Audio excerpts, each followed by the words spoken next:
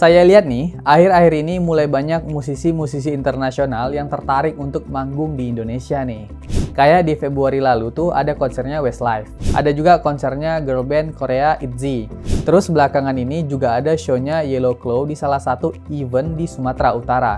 Dan yang paling hype, kemarin tuh tentu aja konsernya Blackpink di GBK. Gak sampai di situ. Kabarnya bakal banyak musisi internasional lagi yang tertarik dan bakal datang untuk ngadain konser. At least hadir di salah satu event musik di Indonesia. Kayak Coldplay nih yang lagi hangat diperbincangkan atas kontroversi penolakannya. Tapi bukan itu yang kita bahas ya guys. Terus kabarnya juga ada Bring Me The Horizon, ada juga Lewis Capaldi di eventnya With The Fest, ada juga Codaline di eventnya Sodrana Line, dan bahkan kabarnya juga Taylor Swift akan gelar konser tunggalnya juga nih di Indonesia pada tahun 2024 nanti. Hitung-hitung hiburan sampai pemilu kali ya. Tapi nih, dengan banyaknya gelaran yang mungkin dan akan dilaksanakan itu, emang apa sih untungnya buat Indonesia? Hal itu akan kita bahas di Vokal Belmondo kali ini. Bersama saya, Belmondo Scorpio.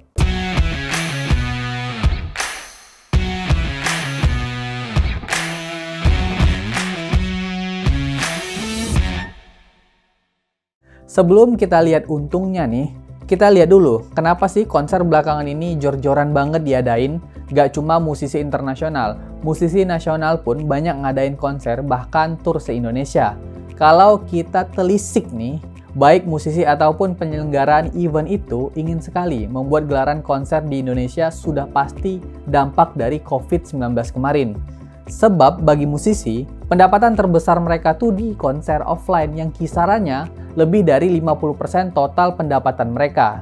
Jadi, akibat COVID itu, tentu para I.O ataupun musisi jadi hiatus dan kehilangan 50% atau mungkin lebih pendapatannya. Tentu, karena itu, para musisi ini bergegas ingin menggelar konser mereka. Belum lagi para fans yang udah mulai kangen dengan idolanya untuk didengar dan dilihat secara langsung.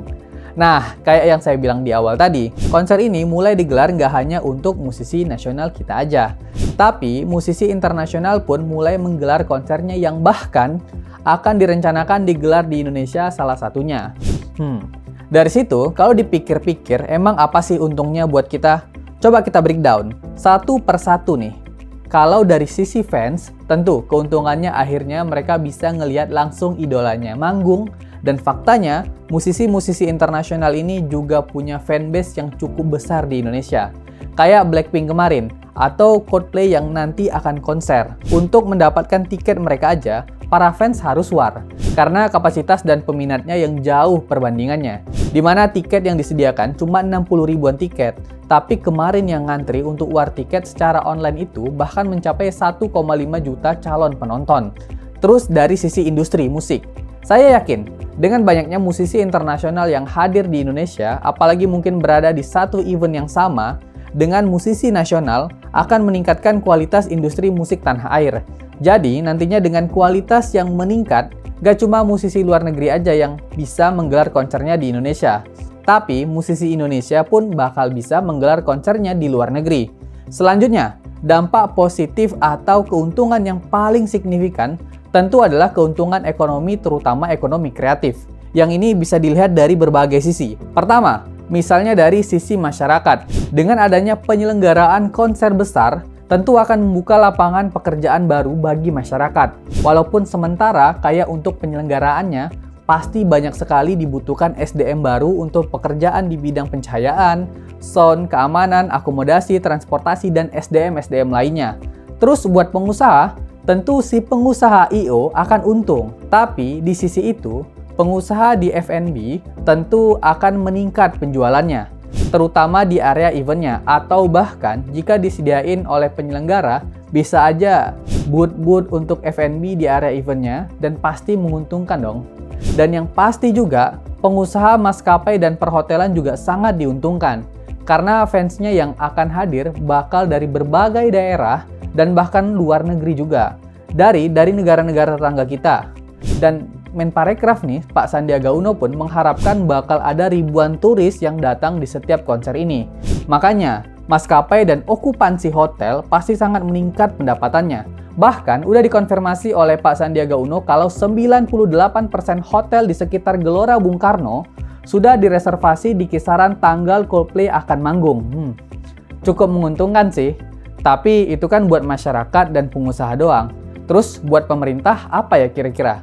Yang pasti yang paling gampang kita tahu, pemerintah bakal dapat pajak dari penyelenggaraan ini. Misalnya, di konser Coldplay, setiap tiket itu dikenai pajak sebesar 15% dan fee 5% di luar harga tiket. Yang ini diatur dalam Undang-Undang Hubungan Keuangan antara pemerintah pusat dan pemerintah daerah atau Undang-Undang HKPD, di mana nantinya pajak hiburan tersebut akan masuk ke pendapatan daerah juga. Terus, selain ekonomi, ada lagi nggak?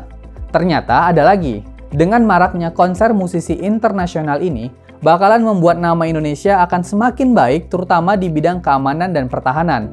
Karena kepercayaan artis internasional dan pejabat luar negeri datang ke Indonesia menunjukkan bahwa Indonesia itu adalah negara yang aman. Sehingga pejabat dan pesohor dunia itu nggak takut datang ke Indonesia. Dan turis pun pasti bakal jadi meningkat dong. Ternyata banyak juga ya keuntungannya. Ya semoga dengan banyaknya gelaran itu akan meningkatkan kredibilitas negara kita ya guys.